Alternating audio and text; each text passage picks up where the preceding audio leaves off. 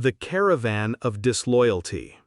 There is a saying that in the old days, when cities were settled in forts and love reached hearts through letters, a person's intention and sincerity were the only things that distinguished him.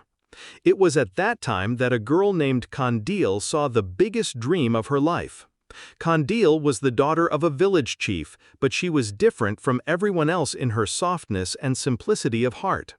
In her village, there lived an ordinary farmer named Shams, whose hands were hard with clay, but whose heart was soft with love. Qandeel and Shams first met at a well, when Qandeel tried to pull a picture and Shams helped her. At that moment, a spark was ignited that would become a flame over time. Love could not be hidden, and the people of the village often saw the two together. But Qandeel's father, Sardar Hakim Ali, considered this relationship a sin. He believed that marrying a chief's daughter to a farmer was a disgrace to the family's honor. Qandeel tried hard to convince her father, but each time she got the same answer: "Daughter, honor is not traded for love." Time passed, and one day Hakim Ali arranged Qandeel's marriage to a nobleman, Fahim Khan. Qandeel considered this decision a death warrant for her. That night she met Shams and said with tears in her eyes, "If love is a crime, then I want to live by committing this crime." Shams promised that he would free her from this imprisonment. The wedding day came. Drums beat in the hall of the fort, torches were lit, and a crowd of guests gathered. But as the time for the marriage approached, Qandeel suddenly disappeared. The entire hall was in chaos. People said that she had run away. Hakim Ali's jealousy was ignited. He ordered his soldiers to block every road to the village. But no news was received. 2 days later, news came that Qandeel and Shams were found dead on the edge of a forest. People said that both of them had taken poison to escape the pain of separation.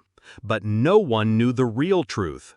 Years later, an old woman told the village children, "Qandeel and Shams did not commit suicide, but the chief's soldiers killed them so that honor could remain." The twist in the story was that those whom everyone considered martyrs of love were actually wiped out by injustice.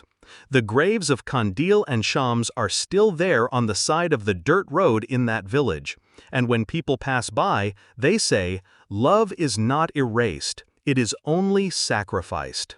The death of Qandeel and Shams had silenced the atmosphere of the village. It was a day when the entire village was immersed in tears. People used to say in a low voice, "These are martyrs of love, who had to pay the price of their dreams with their lives." But time never stops. The graves of Qandeel and Shams were made on a dirt road, but the story did not end there. The secret revealed. Years later, when Qandeel's younger brother Sohail regained consciousness, one day an old midwife told him the truth. "Son, your sister and Shams did not commit suicide. They were killed by your father's soldiers. Blood was shed in the name of honor." Hearing this, fire filled Sohail's veins. He thought, if your sister and her love were oppressed, is it fair that people still consider them sinners today? No, everyone must know this truth. The path to revenge. When Sohail grew up, he saw the same pride in the eyes of his father, Hakim Ali, who had taken his sister's life. One day he asked his father, "Father, if love is a sin, then what crime did your daughter commit?" Hakim Ali said angrily, "Sohail, decisions of honor are not made from the heart, but from family tradition. Qandeel gave her life to save the family's honor." These words hurt Sohail even more. He decided in his heart that he would break his father's pride. Qandeel's dream. Sohail often went and sat at his sister's grave. He would talk to her in his heart, "Sister, I will revive your dream. The love that injustice erased, I will revive again." Meanwhile, a girl from the village, Hina, started coming closer to him. Hina was also an old friend of Qandeel, who had broken up after her death. The closeness between Sohail and Hina gave birth to a new relationship. But Sohail knew that if he loved openly, the same fate would befall him as Qandeel and Shams. But he was not afraid. The truth's decision. One day Sohail called all the people of the village to the graves of Qandeel and Shams. The people were wondering what was going to happen. Sohail said loudly, "People of the village, for years you have all believed that Qandeel and Shams took their own lives. But today I tell you that they were not sinners of love, but were oppressed. They were killed by our own chief." Hearing this, the people were stunned. Some believed Sohail's words to be true, while others called him their father's enemy. Hakim Ali stepped forward angrily and said, "This is all a lie. My son wants to erase my name." But Sohail said, "If this is a lie, then why were the soldiers who committed this bloodshed hidden?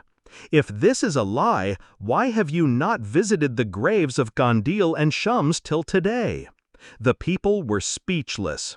One of the soldiers, an old soldier, suddenly started crying and admitted in front of everyone, "It is true. We were ordered to kill them, otherwise the honor of the chief will be buried in the dust." Time of the end. Hearing this, the entire village rose against Hakim Ali. In an instant, his pride fell to the ground. He became a sinner, drowning in his daughter's blood.